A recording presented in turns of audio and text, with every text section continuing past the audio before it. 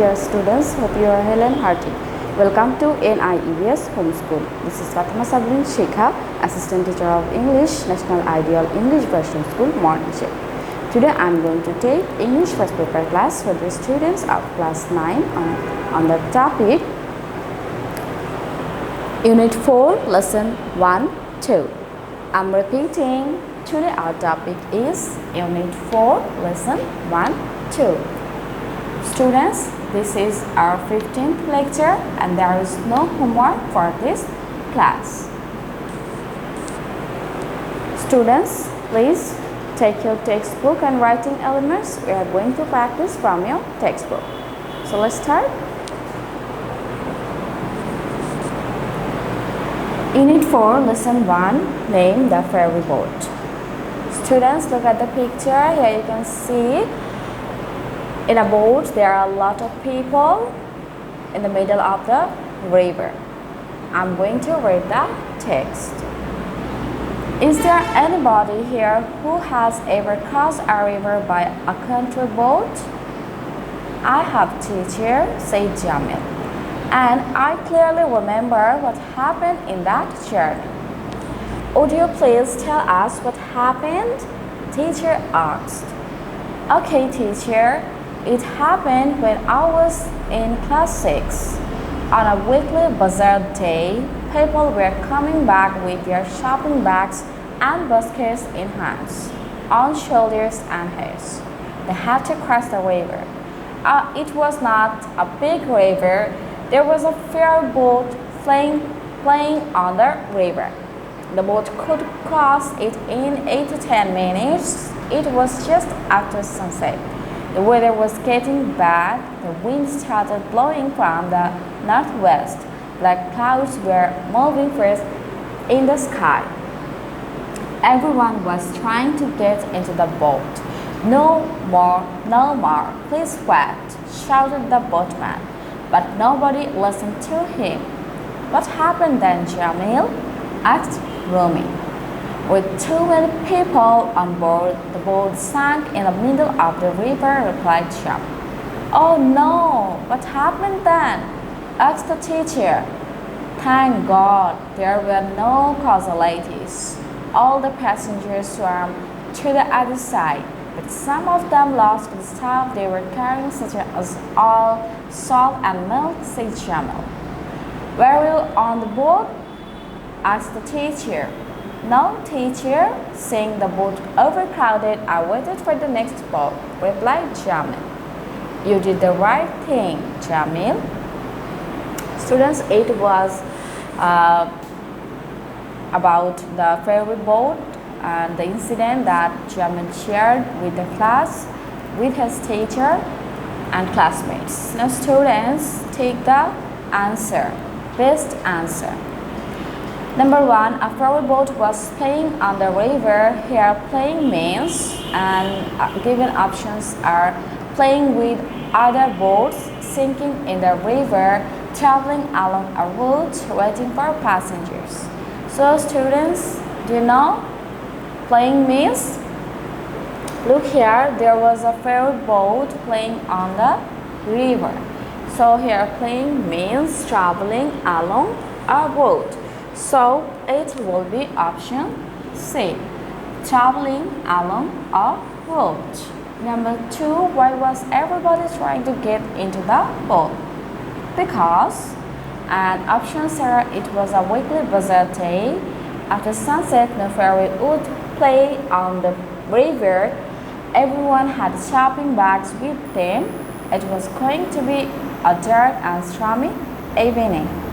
Students, look. The weather was getting bad. The wind started blowing from the northwest. Black clouds were moving fast in the sky.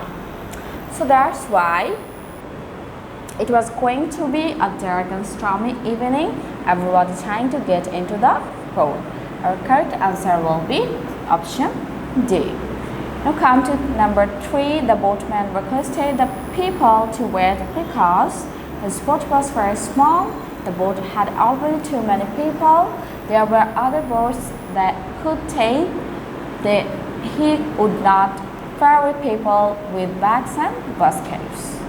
So we know the reason why the boatman requested the people to wait, because the boat had already too many people. So the correct answer is option B. Now come to number 4. With too many people on board, the boat sank. Here the phrase on board means, and options are on the boat, on the wooden board, outside the boat, on the notice board. So on board means on the board, option A. Number 5, there were no casualties. The statement tells us that nobody died, nobody was rescued, nobody accepted their fate, nobody lost anything.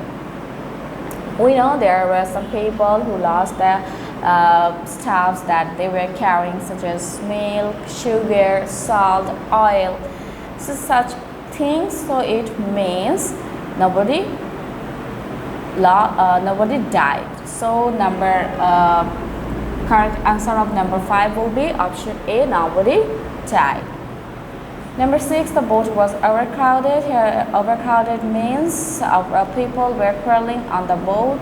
The boat was unable to carry any more people. The boatman did not like a crowd. People were sitting on the boat's bamboo hood.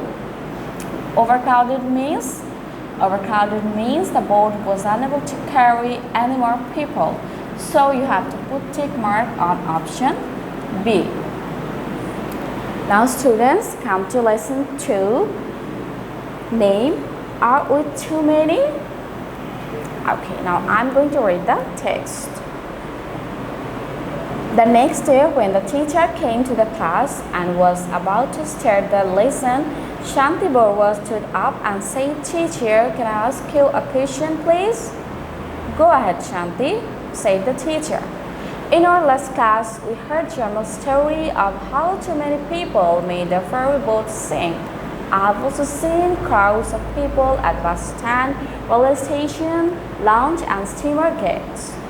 It is not uncommon to see people traveling on top of a bus or train and meeting with tragic accidents. My question is, are there really too many people in our country?" "Thank you, Shanti. Please sit down." The teacher then looked around the class and asked, "How many of you have the same question in mind?" Almost all the hands went up. "Okay," the teacher continued, "finding the right answer to this question is very important for us, for our national development. So we will look at this issue with some facts so that we can find out if we are really too many or not." Students, is for the passage of lesson 2, are we too many?